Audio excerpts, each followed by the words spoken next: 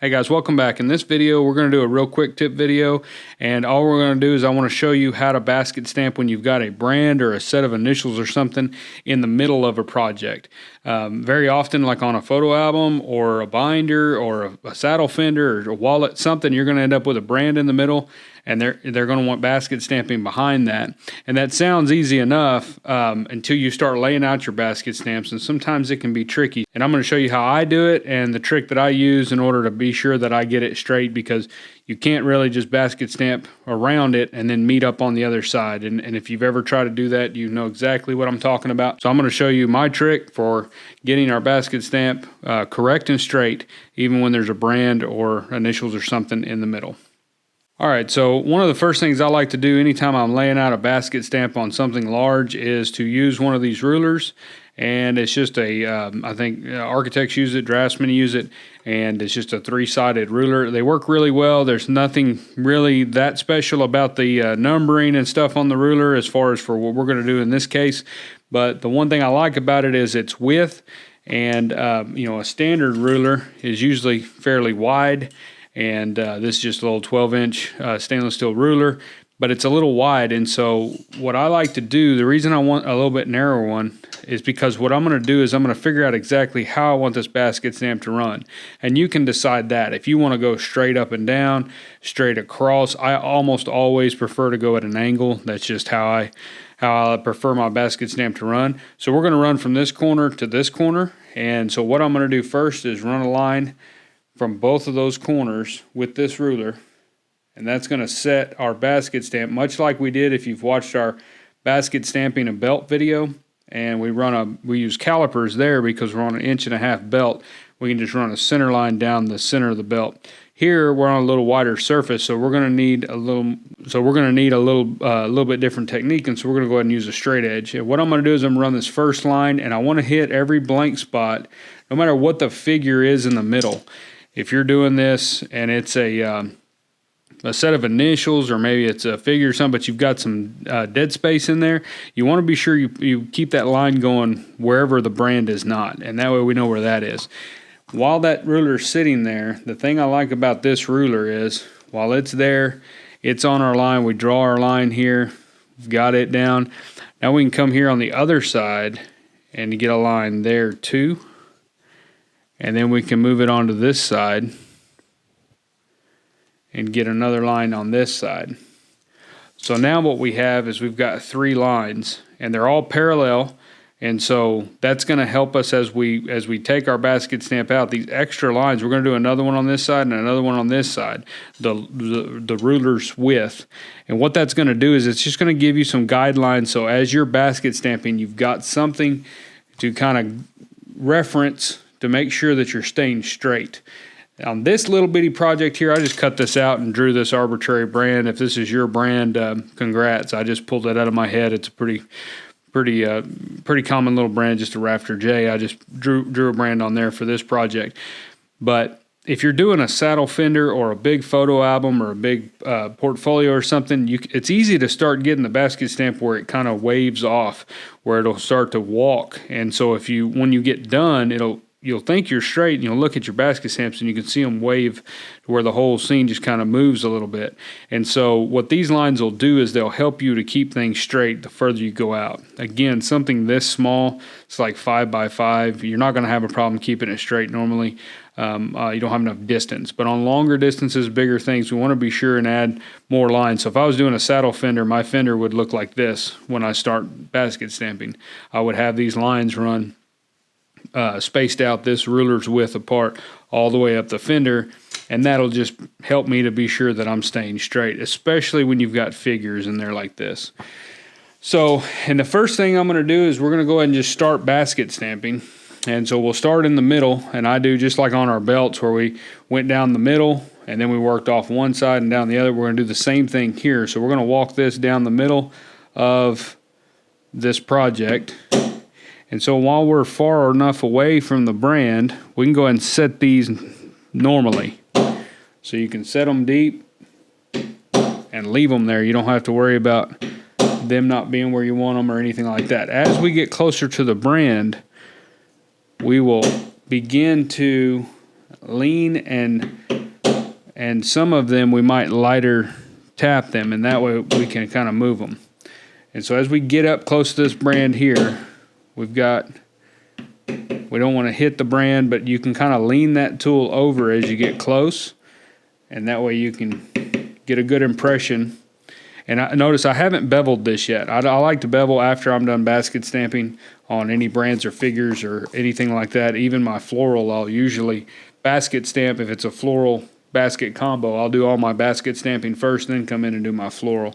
It's not that crucial, but I just like that bevel to push that basket stamp down and give it the illusion that's going underneath the brand. So now, as you can see here, we're at the brand. And so now in order to maintain the pattern, it's hard to decide where we need to start on the other side of this brand. So instead of trying to figure out how it goes, we're going to go ahead and just find where it goes. So we're going to very lightly push our basket stamp. You can see how that made a very light impression. And I'm just using my hand, lining it up like if we were going to stamp it, and just using my hand to kind of very lightly just line that up. And that's going to tell us where this thing's going. So you can very faintly see the basket stamps there and on that J, but we can rub those out if we need to. Usually you don't have to push them very hard. You just need to know where that stamp's going to be. And so we're basically just carrying it through. And then here we can see that one, but we're going to go ahead and put this one in there. And that's about where that next one will go. And so now we can continue and be sure and stay on our line here. Those lines are very important as you come around different figures. So you've got to keep them straight. Basket stamp or any kind of set stamp, geometric stamp is very unforgiving if they get off. So you've got to be sure and maintain their placing. So now I've gone through, and like this one here, I went ahead and stamped it a little harder right here so that we know where the next stamp will go, which is right in there. Here we've got an image of a stamp. If you look really close, there's an impression, but we can't stamp the center of the basket stamp without catching the J and the rafter. So we're just going to leave that open. I did catch this corner right here because I could catch that. So now we've got our line run up the middle. We pretty well know where the stamps are going to go. So now we can go through and just begin to do the rest of the pattern and put these stamps in between the other stamps. Now as you get here to this J, you want to be sure that you're lined up. You want to be sure that you're lined up. There is a stamp right here that I can see, and so I want to be sure that my stamp is lined up. This front toe right here is straight with our line. And we're going to have to lean it over, walk it here, lightly here. And then here I can see the other side of that. And that's about all we're going to get right there.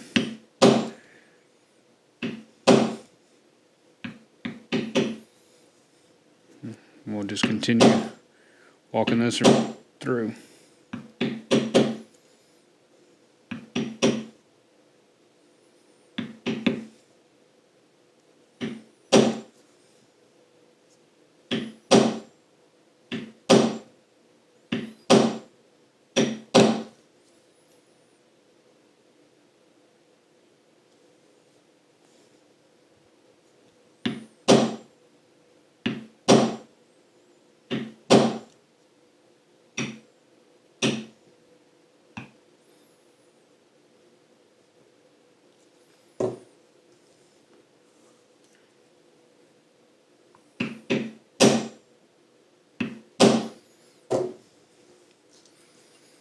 I'm going to very lightly put these where they go on this rafter. Even though I know about where they are, remember they have to line up pretty close to perfect. So as you can see here, you would think that you could just walk along the edge of this rafter, just happenstance the way it laid out. But when I lay the stamps up against these that are already here, you can see that I'm actually off that rafter to line up here and line up here. So if I'd have run inside there, I'll be off when I get up here. It would end up off a little bit. So we want to be sure that even though you feel pretty confident you could just walk along there, you can't, because we've actually got some space right here where that edge of that stamp needs to be. So I'm gonna go and I put them in there real lightly. And so now I can come in here and line my next set up. And you can see how I'm leaning that over so that we don't stamp too hard on our rafter. But now I've got all my pieces on the outside there.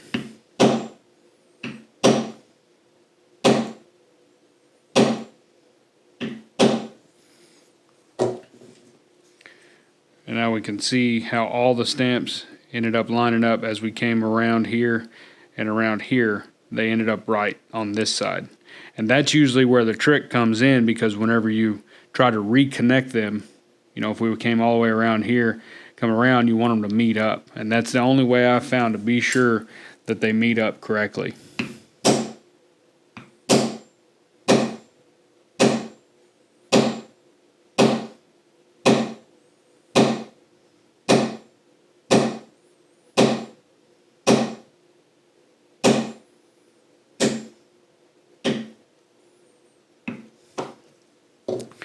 And so if we look at our little guideline here, this is one of these lines that we made with the ruler. You can see how the spacing is pretty close, but you can, if you look real close, this one's a little more narrow than this one down here. So you can see just in that short distance how we have gotten off a little bit. So we're starting to go this way a little bit. And so now we can make adjustments. It's so small, and you've got enough room that now you can kind of adjust that a little bit as you go. And adjusting a basket stamp is kind of tricky, and so you can make really small adjustments, but you can't make really fast, large adjustments. You've got to kind of, if you're getting off, you've got to catch that early. You can't wait till it's too late, because then you're kind of stuck with what you got at that point. So now we'll come on this other side and we'll do the exact same thing.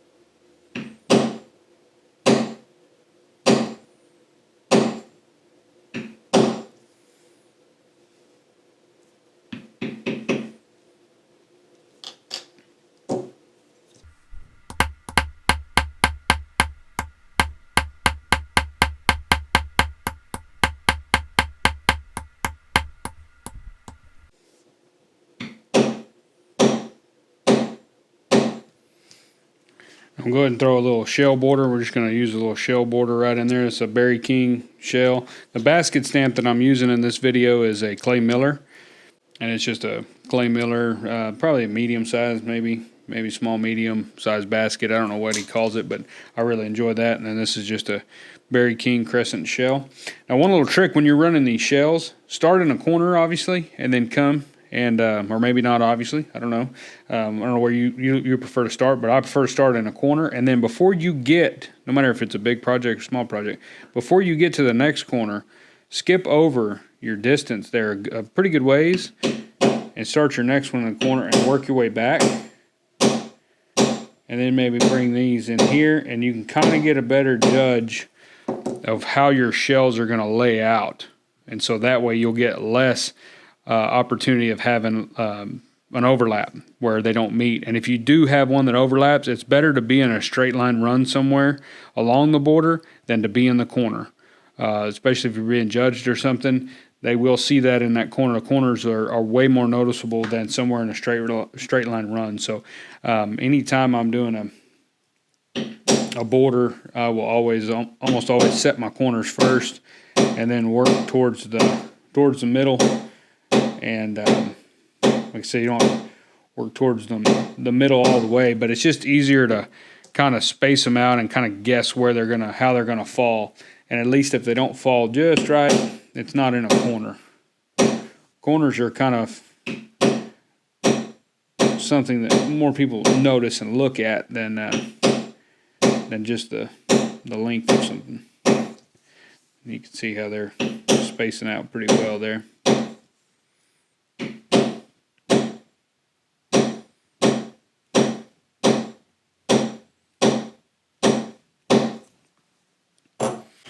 And I'm gonna go ahead and mist this just a little bit.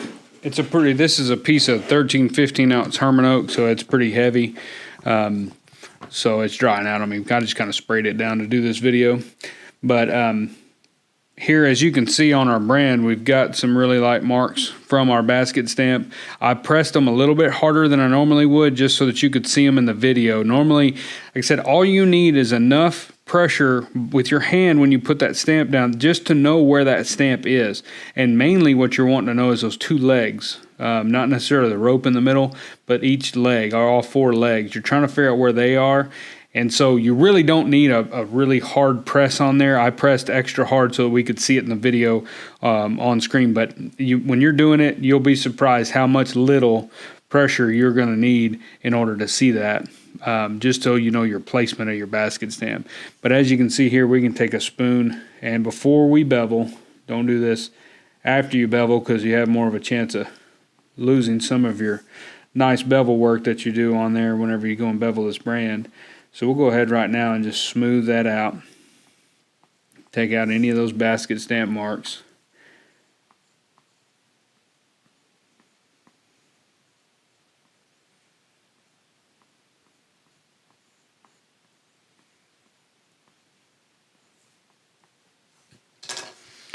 And there we go. So now that's smooth.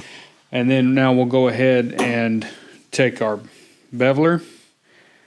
And I have upgraded my bevelers. So I was at Aaron's at Maker's Leather Supply doing some projects of some videos that are coming out for you guys here pretty quick. And I ended up stealing a couple bevelers from him. He doesn't know about it, so I'm just kidding. I paid for them. But I got a couple new Berry King bevelers, so we've been trying to break those in. They're not my old favorites yet, but I've been stamping with them a little bit last week or so and kind of getting them broke in, and I really like them.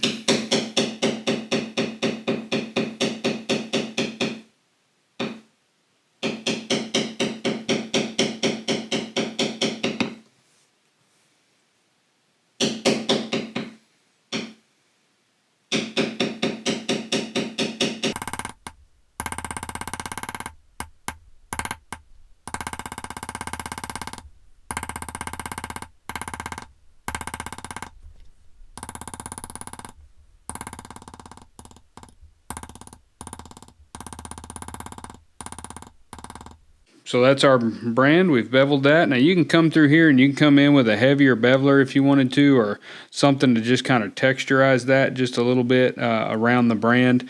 It just kind of depends on the look you want to go for. I think that's usually plenty, but if you've got like a low pitched heavy checkered beveler or something, then you can usually an old craft tool or something will work great for that.